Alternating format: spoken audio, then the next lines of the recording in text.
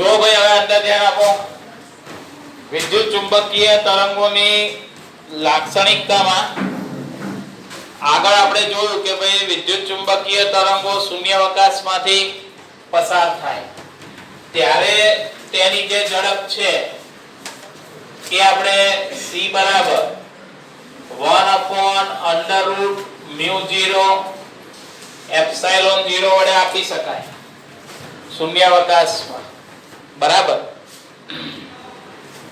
અને વિદ્યુત ચુંબકીય તરંગો કોઈ માધ્યમ હોય તો માધ્યમમાંથી પણ પસાર થશે આપણને ખબર છે કે ધારો કે અહીંયા કાચ છે તો કાચમાંથી પ્રકાશ આવે છે તો એનો અર્થ એ કે માધ્યમમાંથી પણ વિદ્યુત ચુંબકીય તરંગો પસાર થઈ શકે જો કોઈ માધ્યમમાંથી આ તરંગો પસાર થતા હોય તો કોઈ માધ્યમ માટે એની ઝડપ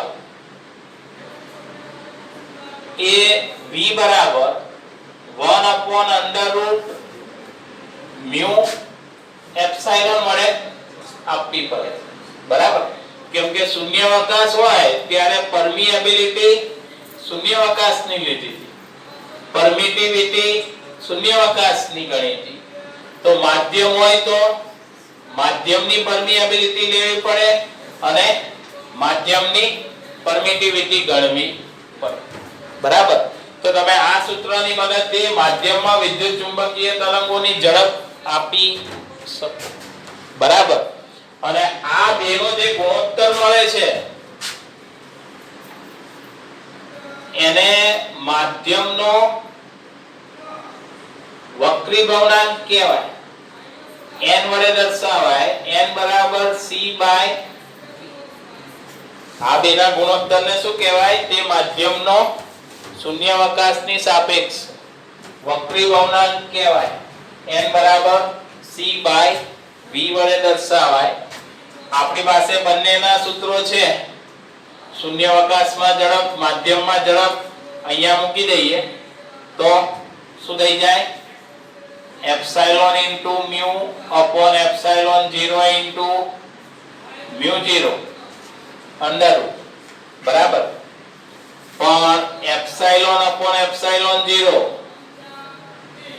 તો એને માધ્યમની સાપેક્ષ પરમિટિવિટી કહેવાય એપ્સિલોન r વડે દર્શાવાય આને શું કહેવાય માધ્યમની સાપેક્ષ પરમિટિવિટી બરાબર એ જ રીતે μ અપોન μ0 બરાબર μ r એને શું કહેવાય તો એને માધ્યમની સાપેક્ષ પરમિએબિલિટી કહેવાય બરાબર શૂન્યાવકાશની સાપેક્ષે માધ્યમની પરમિટિવિટી એ જ રીતે સાપેક્ષ પરમિએબિલિટી બરાબર તો આ બે કિંમતો આપણે અહીંયા મૂકી દઈએ કેમ કે અહીંયા આપણી પાસે ગુણોત્તર છે જો એપ્સિલોન અપોન એપ્સિલોન 0 μ અપોન μ0 તો એપ્સિલોન અપોન એપ્સિલોન 0 ના બદલે એપ્સિલોન r માધ્યમની સાપેક્ષ પરમિટિવિટી મૂકી દઈશું અને એ જ રીતે μ અપોન μ0 ના બદલે માધ્યમની સાપેક્ષ પરમિએબિલિટી મૂકી દઈશું તો હવે માધ્યમનો વક્રીભવનાંક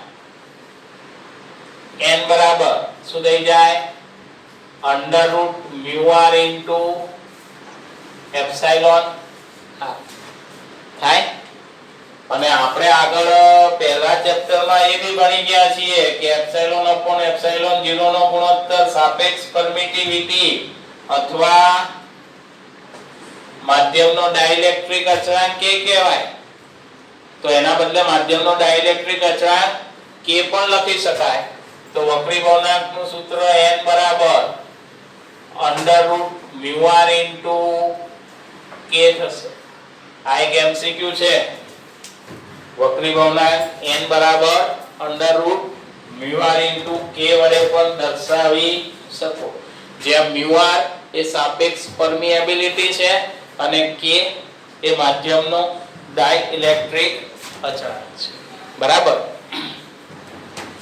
શૂન્યાવકાશમાં જે ઝડપ છે c બરાબર 1/√μ0 આ બે કિંમતો તો જાણીતી છે. શૂન્યાવકાશ માટે પરમિએબિલિટી આપણને ખબર છે, શૂન્યાવકાશ માટે આપણને પરમિટિવિટી બી ખબર છે. બંનેની કિંમત તમે આ સૂત્રમાં મૂકીને 1 એનું વર્ગમૂળ લઈને તમે ગણતરી કરો તો c બરાબર 2.99792 into 10⁸ મીટર પ્રતિ સેકન્ડ મળે છે, જે નિયરલી ઇક્વલ ટુ 3 into 10⁻, આપણે વ્યવહારમાં શૂન્યાવકાશમાં પ્રકાશની ઝડપ લઈએ છીએ 3 into 10⁸. તો જો એ જવાબ અહીંયાથી આવી જાય, બરાબર. અને આ જે ઝડપ મળે છે એ એટલી સચોટ છે કે એના ઉપરથી લંબાઈના એકમ મીટરની વ્યાખ્યા બનાવી છે. લંબાઈનો એકમ મીટર કે જે આપણે મીટર પટ્ટી કે સ્કેલ વડે માપીએ છીએ, બરાબર. એની વ્યાખ્યા આપવા માટે આનો ઉપયોગ થશે શૂન્યાવકાશમાં પ્રકાશની ઝડપનો.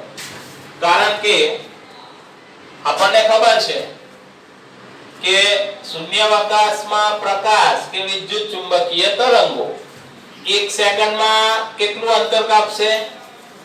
2.99792 into 10⁸ મીટર જેટલું. આટલું અંતર 1 સેકન્ડમાં શૂન્યાવકાશમાં વિદ્યુત ચુંબકીય તરંગો કે પ્રકાશ કાપે છે, બરાબર. તો એના ઉપરથી મીટરની વ્યાખ્યા આ લોકોએ બનાવી કે 1 મીટર તો કોને કહેવાય?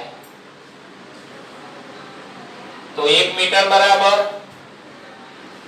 1/2.99 into 792 into 10⁸ સેકન્ડમાં કાપેલું અંતર. તો આના ઉપરથી મીટરની લંબાઈ નક્કી કરી કે ભાઈ 1/2.99792 into 10⁸ સેકન્ડમાં વિદ્યુત ચુંબકીય તરંગો એટલે પ્રકાશે કાપેલા અંતરને શું કહેવાય છે? 1 મીટર કહે છે.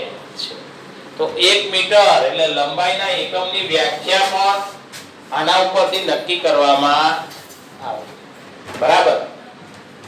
ત્યાર પછી લાક્ષણિકતા જો અંદર વિદ્યુત ચુંબકીય તરંગો ધ્રુવીભૂત છે. લાક્ષણિકતા કઈ આપી છે? વિદ્યુત ચુંબકીય તરંગો ધ્રુવીભૂત છે. વિદ્યુત ચુંબકીય તરંગો એટલે પ્રકાશના તરંગો. તરંગોના બે પ્રકાર પાડ્યા છે, ધ્રુવીભૂત તરંગો અને અધ્રુવીભૂત તરંગો. અધ્રુવીભૂત તરંગો કે જેમાં સદિશો એના દોલનો અસ્તવ્યસ્ત હોય, દરેક દિશામાં થતા હોય, તો એવા તરંગોને કેવા ગણવાના? અધ્રુવીભૂત તરંગો કહેવાય, બરાબર. એટલે જો આ રીતે દોલનો થતા હશે, સદિશો હોય, ધારો કે આ તરંગનું કિરણ પુંજ છે, બરાબર, પ્રકાશનું તરંગ છે, તો એનું એક કિરણ છે, બીમ છે, તો એમાં એના સદિશોના દોલનો જો આ રીતે હશે, બધી બાજુ થતા હશે અસ્તવ્યસ્ત, તો આવા પ્રકાશને શું કહેવાય? અધ્રુવીભૂત પ્રકાશ કહેવાય, અધ્રુવીભૂત તરંગ કહેવાય, બરાબર. પણ એના બદલે જો એના કિરણ પુંજમાં એના જે સદિશો છે એના દોલનો એક જ સમતલમાં એકબીજાને સમાંતર રહીને થતા હોય તો તેવા તરંગોને શું કહેવાય? ધ્રુવીભૂત તરંગો, બરાબર. એટલે આમ જોવો તો ધ્રુવીભૂત તરંગોમાં એક જ દિશામાં સદિશોના દોલનો હોય એટલે આપણે આ દર્શાવી શકાય નહીં. આ જ રીતના બધા સદિશો એક જ દિશામાં મળે તમને, એકબીજાને સમાંતર એક જ સમતલ. તો એવો પ્રકાશ કયો ગણાય? ધ્રુવીભૂત પ્રકાશ. બરાબર. પણ આમાં વિદ્યુત ચુંબકીય તરંગો માટે લાગુ પાડવાનું છે. તો એ ખબર કેવી રીતે પડે કે ધ્રુવીભૂત છે કે અધ્રુવીભૂત? તો ધારો કે રેડિયો તરંગોનું ઉદાહરણ લઈ લો. રેડિયો તરંગો વિદ્યુત ચુંબકીય તરંગો છે. બરાબર. આપણે આ સામાન્ય રેડિયો જે વાપરીએ છીએ, FM રેડિયો હવે મળે છે, તો તમે જોજો એનું એન્ટેના હોય તો એન્ટેના આમ જ રાખીએ છીએ. ક્યારેય તમે રેડિયો જે છે એનું એન્ટેના આમ નહીં હોય. આ ટેલિસ્કોપિક કહેવાય. જો આમ હોય તો સમક્ષિતિજ કહેવાય. અને ખરેખર જો તમે એનું એન્ટેના આ રીતે સમક્ષિતિજ કરજો, તમને જે ફ્રીક્વન્સી જે રેડિયોનું સ્ટેશન સાંભળવા મળે છે એ તમને થોડું ડિસ્ટર્બન્સ વાળું મળશે, અસ્પષ્ટ મળશે. કારણ કે AM રેડિયોનું આપણને ઉદાહરણ આપ્યું છે. AM રેડિયો જે છે એમ્પ્લિટ્યુડ મોડ્યુલેશન તરંગો વાળા એ રેડિયો તરંગો જે છે એ આ રીતે એન્ટેના રાખો એટલે એની ક્ષમતા પૂરેપૂરી મળે તમને. બધા સિગ્નલો શું થાય? રિસીવ થઈ શકે. બરાબર. પણ આ રીતે એન્ટેના રાખો. હવે સિગ્નલો તો આ રીતે આવવાના.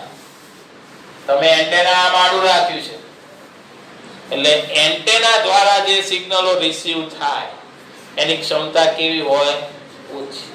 એટલે સિગ્નલ કેવું મળવાનું? તમને નબળું સિગ્નલ મળશે. અંડરલાઈન કરો. એના ઉપરથી ખ્યાલ આવે કે ભાઈ વિદ્યુત ચુંબકીય તરંગો કેવા હશે? ધ્રુવીભૂત હોય છે. બરાબર.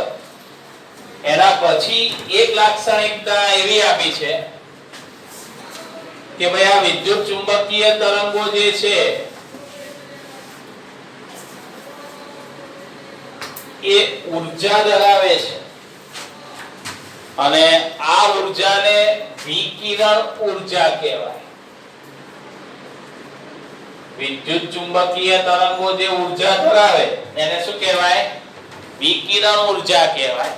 અને એ ઊર્જા પાછા ધરાવે છે અને એક જગ્યાએથી બીજી જગ્યાએ પણ લઈ જાય છે. એનું ઉદાહરણ આપણી પાસે છે જ અત્યારે. સૂર્યમાંથી જે આવે છે વિદ્યુત ચુંબકીય તરંગો, પ્રકાશ, તો એ આપણે બહાર બેસીએ છીએ તો તડકો હોય તો આપણને ગરમી લાગે છે. ઊર્જા, કેમ કે ત્યાંથી સૂર્ય ઉપરથી ઊર્જા લઈ અહીંયા આયા પૃથ્વી ઉપર, અને એ ઊર્જા કઈ ગણવાની? વિકિરણ ઊર્જા. એટલે વિદ્યુત ચુંબકીય તરંગો ઊર્જા ધરાવે છે અને પાછા એને એક જગ્યાએથી બીજી જગ્યાએ પણ લઈ જઈ શકે છે. બરાબર. એની તીવ્રતા લઈએ, કારણ કે તીવ્રતા એટલે ઊર્જા છે. એકમ સમયમાં એકમ ક્ષેત્રફળ ઉપર આપાત થતી ઊર્જા, એને શું કહેવાય? તીવ્રતા. તો વિકિરણની તીવ્રતા લઈએ તો વિકિરણની તીવ્રતા બરાબર ઊર્જા ભાગ્યા સમય ગુણ્યા ક્ષેત્રફળ. કારણ કે તીવ્રતાની વ્યાખ્યા કઈ થાય? એકમ સમયમાં એકમ ક્ષેત્રફળ વાળી સપાટી ઉપર આપાત થતી ઊર્જાને શું કહેવાય છે? તીવ્રતા. અહીંયા આપણે આ ઊર્જા ગણવાની છે એટલે આપણે વિકિરણની તીવ્રતા કહેવાય. આપણે શું કહેવાય? વિકિરણની તીવ્રતા અથવા વિદ્યુત ચુંબકીય તરંગોની તીવ્રતા. કેમ કે આપણે એકમ ક્ષેત્રફળ વાળી સપાટી ઉપર એકમ સમયમાં વિકિરણ ઊર્જા આપાત કરવાના છે એટલે એને કહેવાય વિકિરણની તીવ્રતા. એટલે વિદ્યુત ચુંબકીય તરંગોની તીવ્રતા. તીવ્રતાનું આવું સૂત્ર બને, એમાં પાછું ઊર્જા ભાગ્યા સમય છે. ઊર્જા ભાગ્યા સમય એટલે પાવર કહેવાય. તો પછી તીવ્રતાનું આવું સૂત્ર પણ લખાય છે, પાવર ભાગ્યા ક્ષેત્રફળ. દાખલાઓમાં આપણે આ સૂત્રો વાપરવાના છે. દાખલામાં આપણે તીવ્રતા, પાવર એ સૂત્રો વાપરવાના છે.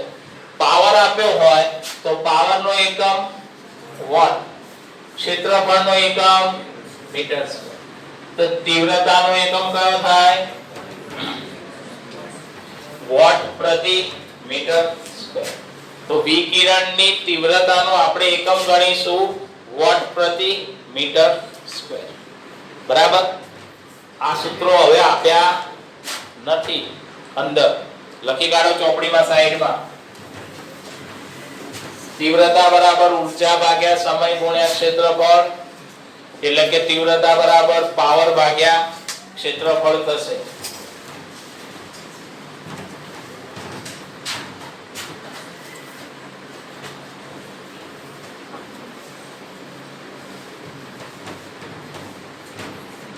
અને તીવ્રતાનું એક સૂત્ર I બરાબર rho into c થાય, જ્યાં rho ઊર્જા ઘનતા છે. rho શું છે? વિકિરણની ઊર્જા ઘનતા. વિકિરણની ઊર્જા ઘનતા એટલે વિકિરણની ઊર્જા ભાગ્યા કદ. એકમ કદ દીઠ ઊર્જાને ઊર્જા ઘનતા કહે છે. આપણે ભાગ 1 માં આગળ છઠ્ઠા ચેપ્ટરમાં આવી ગયું. આપણે ચુંબકીય ક્ષેત્રની ઊર્જા ઘનતા લીધી હતી. બીજા ચેપ્ટરમાં આપણે વિદ્યુત ક્ષેત્રની ઊર્જા ઘનતા લીધી હતી. ઊર્જા ઘનતા એટલે ઊર્જા ભાગ્યા કદ. બરાબર? તો અહીંયા ઊર્જા ભાગ્યા કદ મૂકો એટલે આપણે આ થઈ જાય, તીવ્રતા જ બને. તો તીવ્રતાનું આ સૂત્ર છે જે આપણે દાખલામાં વાપરવાનું છે. પણ આમાં rho બરાબર વિકિરણની ઊર્જા ઘનતા. વિકિરણમાં વિદ્યુત ક્ષેત્ર અને ચુંબકીય ક્ષેત્રો બંને છે, કેમ કે આ વિદ્યુત ચુંબકીય તરંગો છે જેમાં વિદ્યુત ક્ષેત્ર પણ છે, ચુંબકીય ક્ષેત્ર પણ છે. તો વિકિરણની ઊર્જા ઘનતા જો તમારે લેવી હોય તો તમારે વિદ્યુત ક્ષેત્રની ઊર્જા ઘનતા લેવી પડે, વત્તા ચુંબકીય ક્ષેત્રની ઊર્જા ઘનતા પણ લેવી પડશે. બેનો સરવાળો કરો તો તમારે વિદ્યુત ચુંબકીય તરંગોની ઊર્જા ઘનતા બની જાય. બરાબર? અને આ બે આગળ આપણે મેળવેલી છે. બરાબર ને? કઈ? વિદ્યુત ક્ષેત્રની ઊર્જા ઘનતા 1/2 એપ્સિલોન 0 ઇન્ટુ E સ્ક્વેર એ લખી શકાય, ERMS સ્ક્વેર એ લખી શકાય. બરાબર? પ્લસ ચુંબકીય ક્ષેત્રની ઊર્જા ઘનતા યાદ કરો, સોલેનોઇડ માટે આપણે મેળવી હતી. તો એ 1/2 B સ્ક્વેર અપોન mu 0. બરાબર? ઇન્ડક્ટર માટે આપણે મેળવી. તો આ ઊર્જા ઘનતા વિદ્યુત ક્ષેત્રની, ચુંબકીય ક્ષેત્રની. બરાબર? અને આમાં આપણી પાસે આવો સંબંધ છે E/B બરાબર C. તો એના ઉપરથી B બરાબર શું થાય? E/C. અને એ જ રીતે C બરાબર 1/√μ0 એપ્સિલોન 0. તો સ્ક્વેર કરી નાખીએ તો C square is equal to 1/μ0 epsilon 0. આના ઉપરથી 1/μ0 બરાબર એપ્સિલોન 0 ઇન્ટુ C સ્ક્વેર. આ બે કિંમતો B ની અને 1/μ0 ની અહીંયા મૂકીએ. B ની કિંમત અને 1/μ0 ની કિંમત અહીંયા મૂકી દઈશું. તો આપણી પાસે ઊર્જા ઘનતા rho is equal to 1/2 epsilon 0 E square તો છે જ, અને અહીંયા આપણે શું કરીશું? B નો સ્ક્વેર છે તો E square upon C square. 1/2 E square upon C square ગુણ્યા 1/μ0 ની કિંમત મૂકીએ. એપ્સિલોન 0 ઇન્ટુ C નો સ્ક્વેર. કેન્સલ થાય. 1/2 પ્લસ 1/2. તો rho is equal to epsilon 0 into e square. એ જ રીતે તમે એપ્સિલોન 0 અને e ની કિંમત મૂકી હોત તો e ની કિંમત અને એપ્સિલોન 0 ની કિંમત મૂકી શકાય ને, જેમ આપણે b ની અને 1/μ0 ની મૂકી. એ જ રીતે તમે e ની અને એપ્સિલોન 0 ની કિંમત પણ મૂકી શકો. તો કયું સૂત્ર બને? જો આ બે કિંમતો મૂકી હોત તો રો બરાબર શું બનત? b²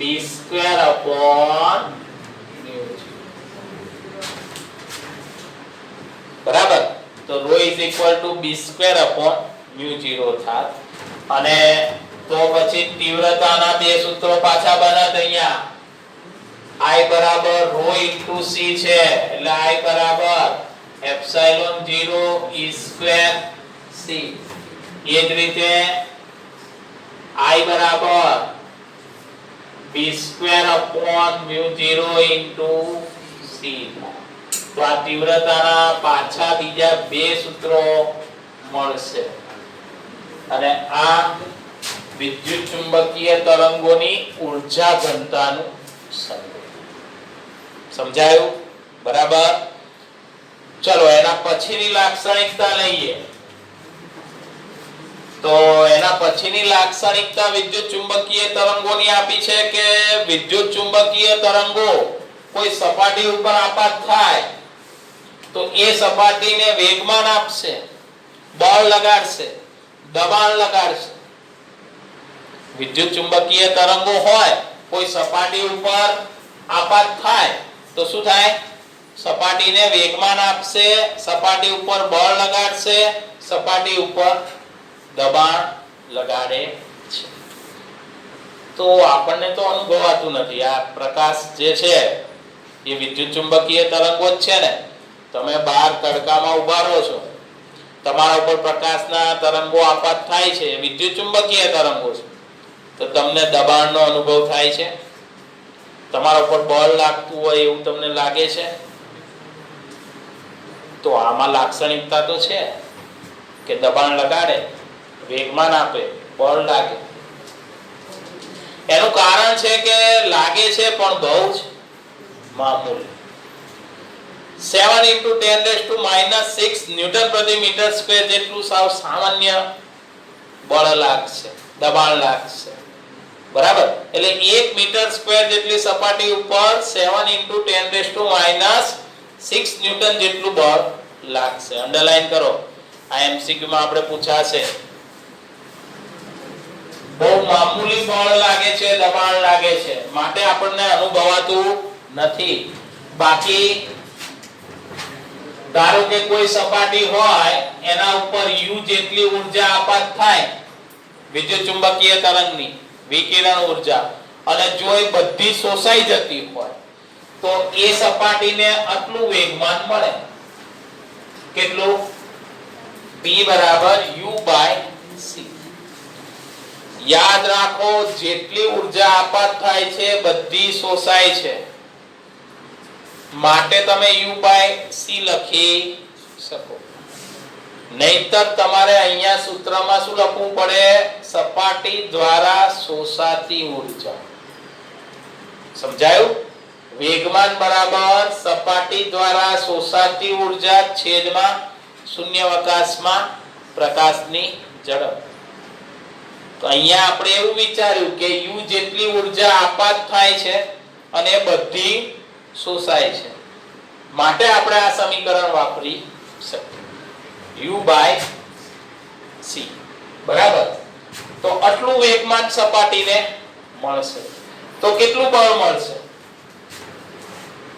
તો ન્યૂટનના ગતિના બીજા નિયમ પ્રમાણે F = dp/dt, એટલે કે વેગમાન ભાગ્યા સમય. તો આટલું બળ સપાટી ઉપર લાગશે. તો સપાટી ઉપર દબાણ કેટલું લાગે? તો દબાણ બરાબર બળ ભાગ્યા ક્ષેત્રફળ. તો તો આટલું સપાટી ઉપર દબાણ લગાડશે, બરાબર? આટલું વેગમાન મળશે, આટલું બળ લાગશે અને આટલું સપાટી ઉપર દબાણ લાગશે. સમજાયું? અને એટલા માટે જ કદાચ તમને ખબર ના હોય તો મોબાઈલ છે આપણી પાસે. મોબાઈલ એ શું કરે છે? મોબાઈલ એ ટ્રાન્સમીટર પણ છે અને રિસીવર પણ છે. મોબાઈલ એ પોતે વિદ્યુત ચુંબકીય તરંગો ઉત્સર્જિત કરે છે અને સામે રિસીવ કરે છે, મેળવે પણ છે. અને એ મોબાઈલ આપણે અહીંયા ખિસ્સામાં રાખીશું. ખિસ્સામાં રાખો એટલે તમે હૃદયની પાસે રાખો છો. ક્યાં? હૃદયની પાસે. એટલે એમાંથી જે વિકિરણોનું ઉત્સર્જન થાય, એ વિકિરણો શું કરે? તો એ તમારી ચામડીની અંદર જશે, હૃદય ઉપર દબાણ લગાડશે. કેમ કે વિદ્યુત ચુંબકીય તરંગો છે એ દબાણ લગાડે છે. ભલે મૂલ્ય બહુ ઓછું, બહુ મામૂલી દબાણ લગાડે છે, પણ એ તમે વિચારો કે એ બહુ લાંબા સમય સુધી લગાડે રાખશે. કેમ કે તમે જ્યાં સુધી ખિસ્સામાં રાખશો ત્યાં સુધી દબાણ લગાડે રાખશે. હવે હૃદય છે એ પોતે ધબકવા માટે ઉર્જાનો ઉપયોગ કરે છે. હવે એને ધબકવાનું હોય અને સામે આ બાજુથી દબાણ થોડુંક લાગે, ભલે વધારે નથી લાગે, તો શું થાય? તેને ધબકવા માટે વધારે ઉર્જા વાપરવી પડે. શું કરવું પડે? વધારે ઉર્જા વાપરવી પડે. અને એ થોડોક ટાઈમ હોય તો બરાબર છે, આ તો વર્ષો ચાલવાનું, બરાબર ને? તો એટલા માટે તમે જો કે છાપામાં ક્યારેક આવે કે ભાઈ હૃદય રોગના દર્દીઓ હોય કે સામાન્ય માણસો એ બી તમારે મોબાઈલને ખિસ્સામાં રાખવો જોઈએ. તો એનું કારણ આ એની લાક્ષણિકતા છે, દબાણ લગાડે છે. બરાબર? સમજાયું? તો આ વિદ્યુત ચુંબકીય તરંગો